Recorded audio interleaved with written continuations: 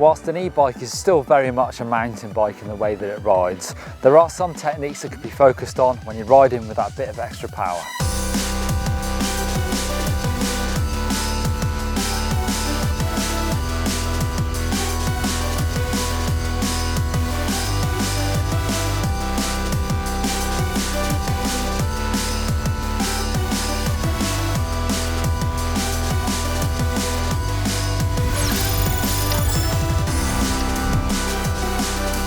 Smooth power through the pedals is really going to help, just like a normal bike, especially in situations like this where you've got hard pack and rocks on top.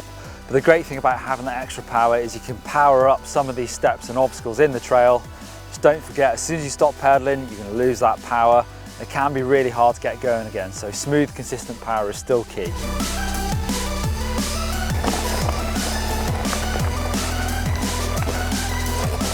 Of course, turbo mode is going to wear down your battery that bit quicker, so often I'll get to the top of the steepest climbs and knock it back down at power levels using my remote.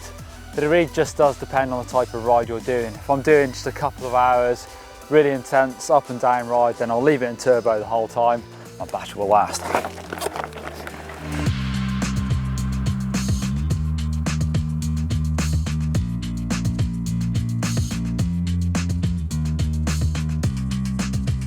It has to be said that bunny hopping in an e-bike is not an easy thing to do because of the weight, but it doesn't mean that you should ignore the technique, because even if you don't get the bike far off the ground, that pump and on weight is going to be really useful in rough terrain and getting over obstacles. If things get really out of hand, just try and drop your heels, get your weight back, keep your head up and you can plough through those obstacles. But bear in mind, that type of riding is going to be very heavy on that rear tyre, so you might need a pretty tough tyre for that.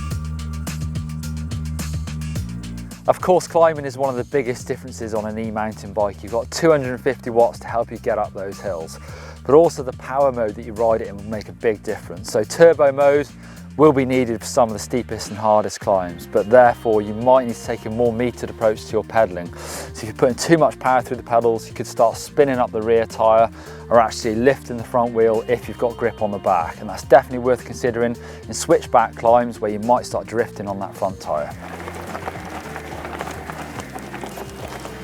So just like climbing on a normal bike, you've got to try and balance your weight front to rear. So I like to drop my chest slightly to the front tyre to keep some weight on that. But obviously you've got more power. Another technique I like to use in uphill switchback corners is actually to drag the back brake a little bit, just to try and meter that power and smooth it out to keep my balance. Don't touch the front brake, that won't help.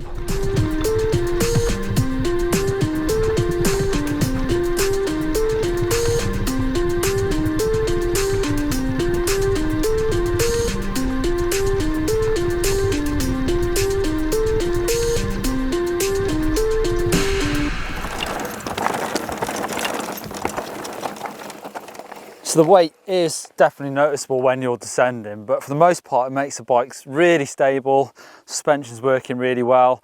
But I do think you need to brake a little bit earlier. You've got big brakes on every e-bike, 200mm rotors, so they will stop, especially with those plus tyres. You've got a lot of grip on the ground, but it's definitely worth practicing starting to brake a little bit earlier. For all things e-mountain bike, click on the couple of links down here for some more videos.